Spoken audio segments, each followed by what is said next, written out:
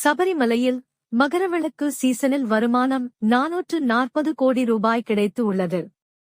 இது கடந்த ஆண்டை காட்டிலும் 80 கோடி ரூபாய் கூடுதல் ஆகும்.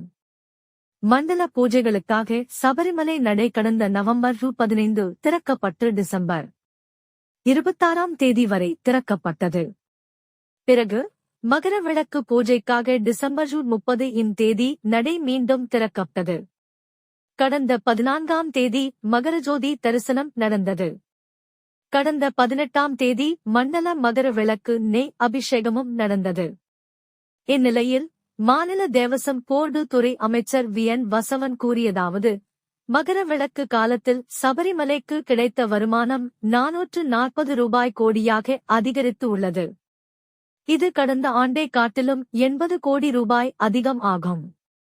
இக்காலகட்டத்தில் 6 லட்சம் பக்தர்கள் தரிசனம் செய்தனர்.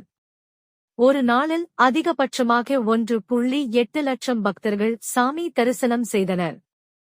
18ஆம் படி வழியாக நிமிடத்துக்கு 80 அல்லது 90 பக்தர்கள் சென்று சாமி தரிசனம் செய்தனர். கடந்த ஆண்டு 65 பேர் மட்டுமே சென்றனர். இவ்வாறு அவர் கூறினார். கோயிலில் சிறப்பாக பணிபுரிந்த ஊழியர்கள், அதிகாரிகளுக்கு தேவசம் போர்டு சார்பில் கௌரவம் செய்யப்பட்டது.